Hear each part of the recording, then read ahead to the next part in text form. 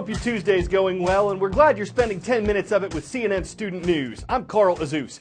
There's a legal case playing out between the U.S. government and a technology company, and it's lit up a nationwide debate about national security versus information privacy.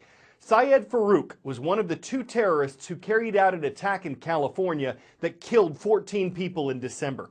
The Federal Bureau of Investigation recovered his iPhone, and a U.S. court has ordered the Apple company to help agents hack it to get more information about the terrorist and his plans. But Apple has refused, saying civil liberties are at stake and that helping the government would make its products more vulnerable to cybercrime. The company has until Friday to formally respond to the ruling in court. CNN's Lori Siegel is exploring both sides of this controversy.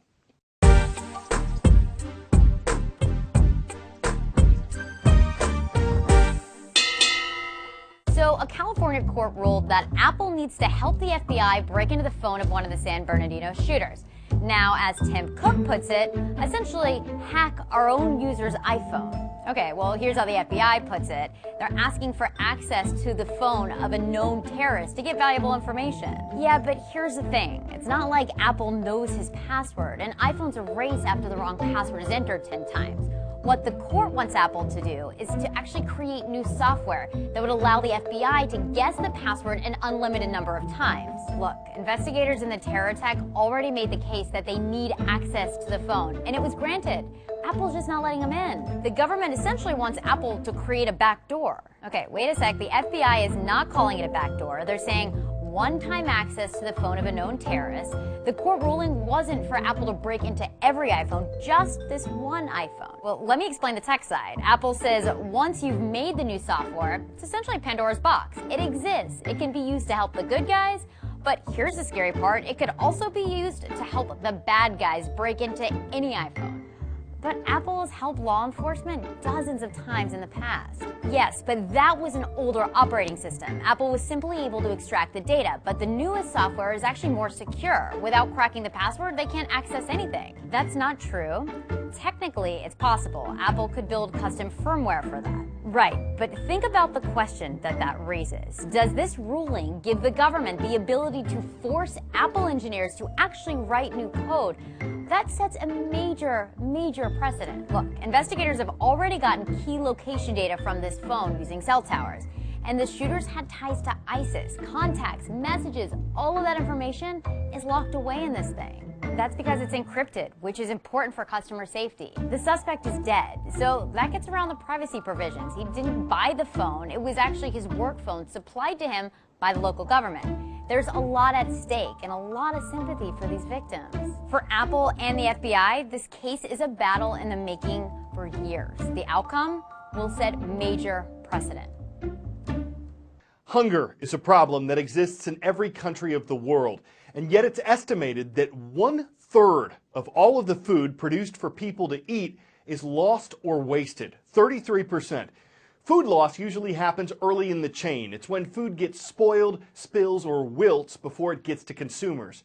Food waste happens later, when something's safe to eat, but it gets thrown out anyway. Consumers take a lot of the blame here, especially in wealthier countries. People buy more than they eat and then just toss it out. But restaurants and grocery stores also worsen the problem. They may throw away food that people didn't purchase by the sell-by date, or they may be concerned about being sued if they do give food away and someone who eats it gets sick. The U.S. has a law on the books passed in 1996 that aims to encourage companies to donate food and groceries to charities, and it protects the donors from lawsuits if someone does get sick.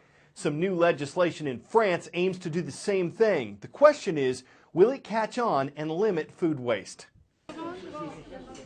This is probably not what you envision when you think of dining out in France, the free food line at a homeless shelter in Paris. Yet food charities estimate that more than 2.5 million people in France depend on food handouts in one form or another. At the same time, restaurants, food stores, and French families dump tons of still edible food products into the trash each year, something that has produced what some say now is a sad and far too common sight: scavengers going through other people's discards looking for something to eat. Some markets and stores have tried to discourage the scavenging. But now, in part, that is about to change. A new law here requires larger supermarkets to strike deals with local food banks to donate unsold food to help feed those in need. It's estimated that the French waste 7 million tons of food products each year. 700,000 tons of that is from supermarkets, which typically throw out food products when they reach their best before date. But best before does not mean spoiled. The food's still safe to eat. One large supermarket chain, which has fought against food waste for years, applauds the new law, especially since it will clear up legal liability issues that could arise from donating unsold food. In fact, when you have, for example, 20 days to sell a product, and if you did not sell the product after 15 days, what you can do, you can cut the price and make an offer for your customer. Before 2 days before expiring date, you just have to donate it. It's safe, it's the same product, but we are not allowed to sell the product after expiring date or after best before date. Food banks are expecting a 15% increase in donations because of the new law. Baillet and others here would like to see the French law duplicated across the European Union. But he says that the biggest food wasters are still individuals and families, which account for nearly 70% of the damaged or out-of-date but still edible food that is thrown away. Sean Dever is a student on a lacrosse scholarship in North Georgia. He said that one of the best days of his life is when he signed on to play with a private college there. But he's got some other highlights, ones that helped him overcome much more than the challenges of the game. It's why he's today's CNN Student News character study. Sports have always been a huge part of Sean Dever's life. I started playing soccer before kindergarten, started playing lacrosse in 4th grade, basketball in 3rd grade. In 2007, when he was 11 years old, a fall at lacrosse camp changed his life. My mom was very concerned that I was not walking normally. So she took me to the doctor and they suggested an MRI. The test revealed that Sean had a type of bone cancer known as osteosarcoma. That means a tumor was located in his lower femur, the distal part of his thigh bone right there. I had to grow up really fast. After 3 months of chemotherapy, surgeons removed the cancerous part of his leg, including the knee, an approach that gave him the best chance of getting back in the game. That summer was just me learning to walk again.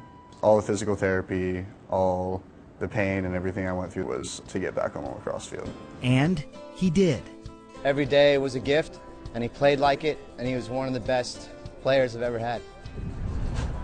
Today, Sean is captain of the lacrosse team at Young Harris College. He has been cancer-free for 8 years and volunteers with a childhood cancer charity to show others what is possible. It's worth pushing through things. The pain that you go through is temporary, and the happiness will last a lot longer. Dr. Sanjay Gupta, CNN, reporting.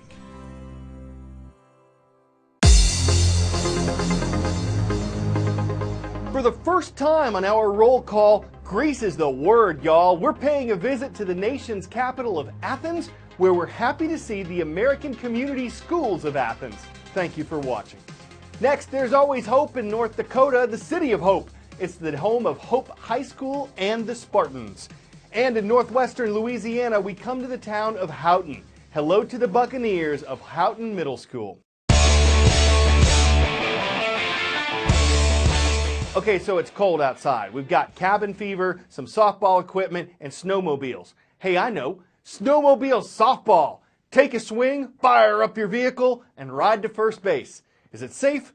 Probably less safe than softball. Is there strategy? One writer says no. But it is a way for folks near Greenville, Wisconsin to get outside, and the proceeds, yes, this event raises money, they go toward equipment and maintaining snowmobile trails. Got to be the last place where you'd want to drop your mobile. Are there slides? There are skids. Are there baselines? There are tracks. Catchers probably run away from plays at the plate, but the field is always machine groomed. I'm Carl Azus, and we're out.